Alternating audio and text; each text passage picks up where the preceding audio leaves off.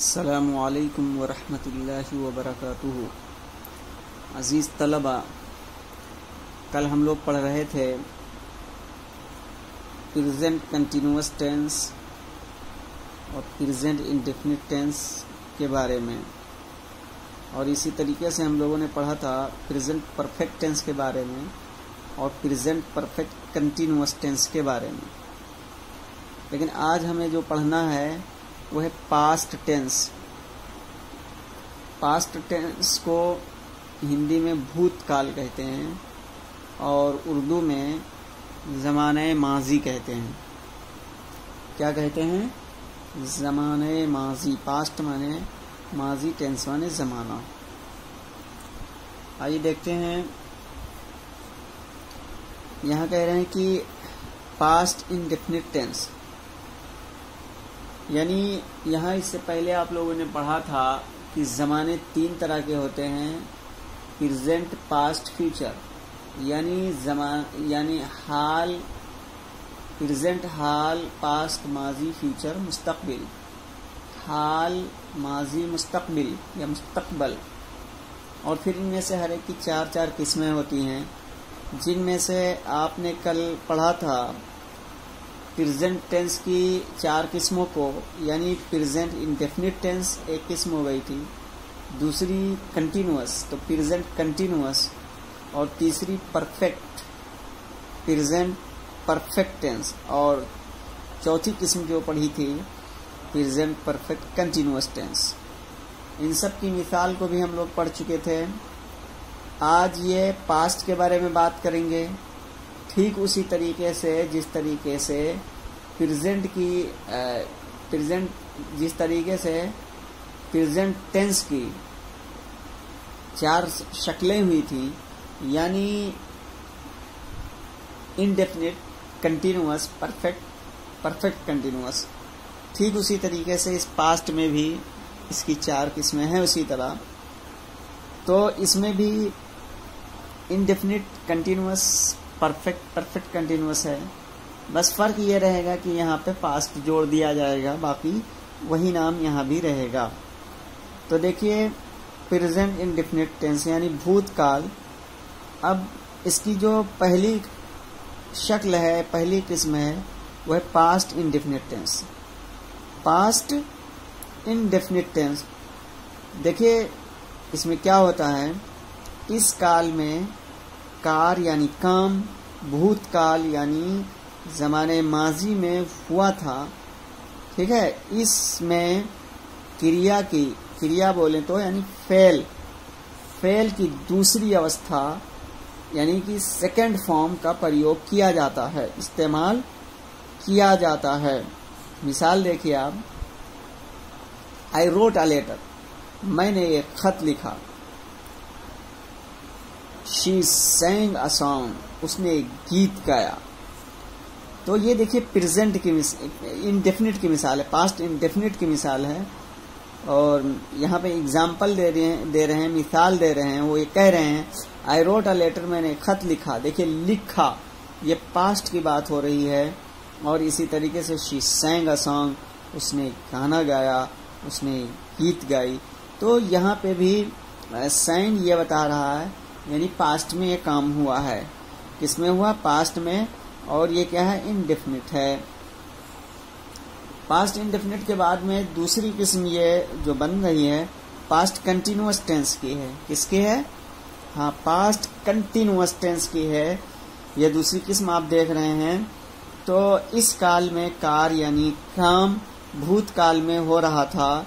इसमें वाज वर्ग के साथ क्रिया की पहली अवस्था यानी फर्स्ट फॉर्म में ing लगाया जाता है, ठीक है। क्या है?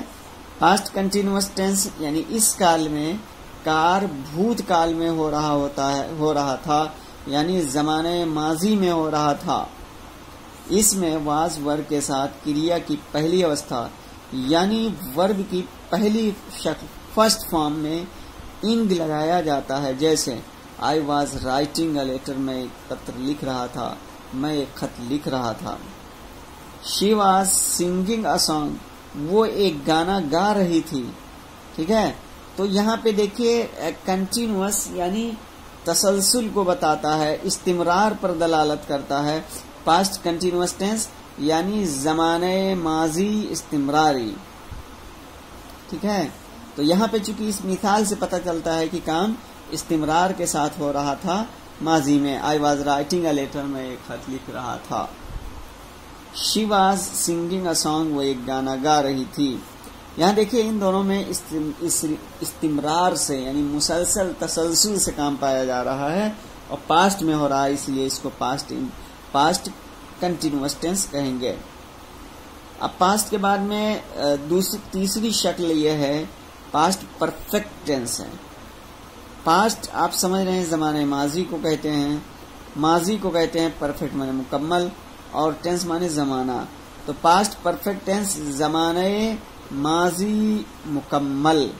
ठीक है, इस काल में यानी पास्ट परफेक्ट टेंस में इस बता रहे हैं इस काल में कार हो चुका था, इस काल में कार हो चुका था यानी काम हो चुका था।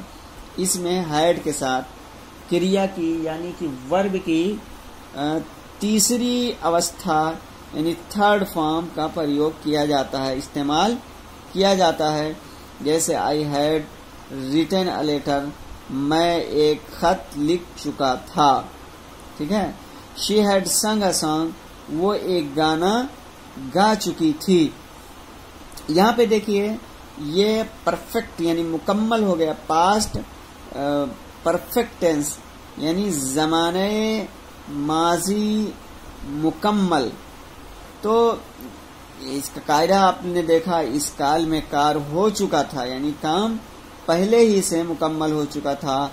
इसमें हैड के साथ क्रिया की तीसरी अवस्था यानी कि थर्ड फॉर्म, तीसरी अवस्था यानी थर्ड फॉर्म का प्रयोग किया जाता है। जैसे I had written a letter, मैं एक खत लिख चुका था। शी हैड संग अ सॉन्ग, वो एक गाना गा चुकी थी। पास्ट ये मुकम्मल हुआ यानी पास्ट कंटिन्यूअस टेंस मुकम्मल हुआ।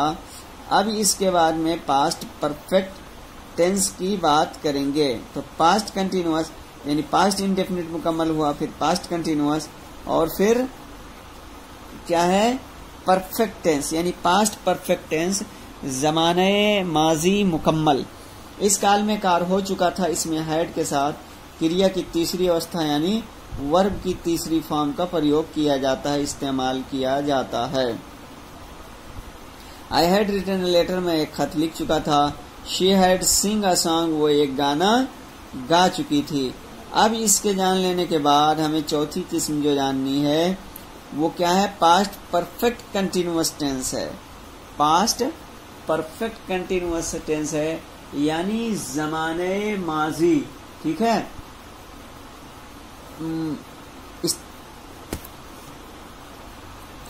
ज़माने माजी इस्तिमरारी मुकम्मल।